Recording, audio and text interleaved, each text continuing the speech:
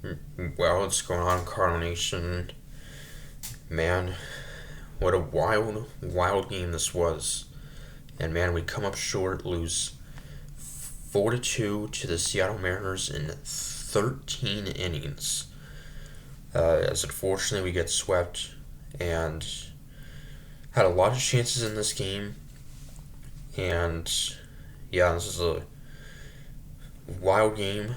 And well, we're 4 games back of the Mets for the final wild card spot. If we would have won this game, we really could have gained some ground.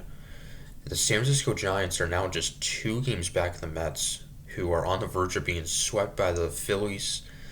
If they don't win Thursday night, then they will have been swept in 4 games to the Phillies.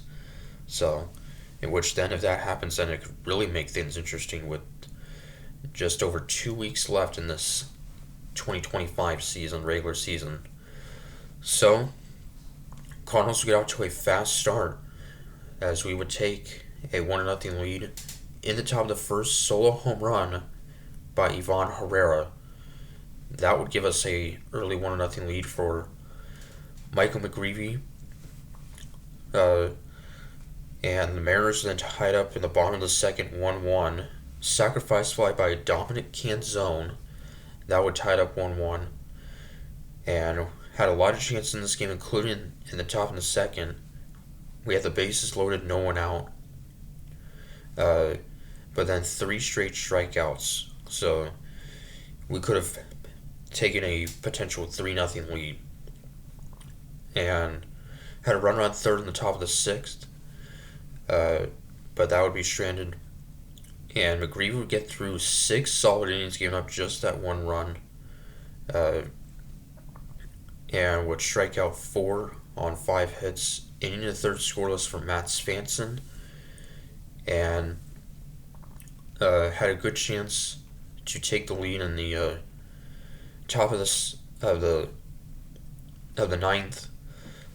With the game still tied, the Mariners had a good chance to take the lead in the bottom of the 8th, as the bases would be loaded.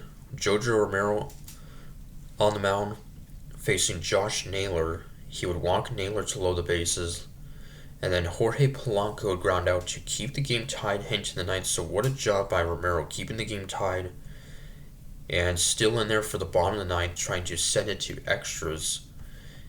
2 strikeouts and a flyout. And in the top of the 10th, with Ivan Herrera, the automatic runner on second, Alec Burleson hit a fly ball to right field that Herrera really should have tagged up and advanced to third. So the kind of a base running mistake, and then Wills Contreras would line out to the shortstop, and Herrera would be doubled off. So man, a wasted opportunity. Could have gotten the lead in the top of the 10th. Then the Mariners, in the bottom of the 10th, a fly out for the first out, and then a Rosarena with a single. J.P. Crawford, who was the automatic runner, would be held up at third.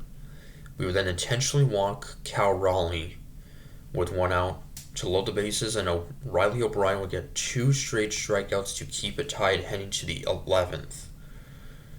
Then the top of the 11th, Thomas Sajaci with an RBI single to put us up 2-1. That was the 4th hit of the game for Sajaci, and was really hoping we could get a second run. Fortunately, we could not, so O'Brien trying to close it out. But unfortunately, the very first batter to lead off the 11th, Jorge Polanco, were tied up 2-2. And just like that, they would have a runner in scoring position. And O'Brien would then walk Suarez to put runners on first and second. So, I mean, the double play was in order. And then a sacrifice bunt by Luke Raley. He would be safe, so the bases would be loaded, 1 down. J.P. Crawford would ground out, get the force at home. That was the first out. And then Cole Young would ground into a double play to somehow keep it tied, send it to the 12th. So somehow, some way, O'Brien would keep the game tied. 3 straight ground outs to keep it tied into the bottom of the 12th, and then Ryan Fernandez will keep it tied heading to the 13th. 13 innings now, I believe, matches are season long in innings played in the uh, Ghost Runner era. And in the bottom of the 13th, Fernandez on the mound. And on the first pitch of the 13th, Leo Rivas with a walk-off two-run home run to give the Mariners a 4-2 win. So, man, very tough loss. That was just the second home run of the year for Rivas. Spent most of the year in the minors. So, this is a game where whoever was going to come out on top, it was going to be a huge win and a very tough loss for the other. And that's unfortunately what it turned out to be for the Cardinals. So, we had 8 hits in this game, left 13 runners on base, and went 2 for 22 with runners in scoring position. Seattle stranded 14 runners, 3 for 15 with runners in scoring position. So, it was an amazing job by relievers, especially O'Brien, somehow keeping it tied.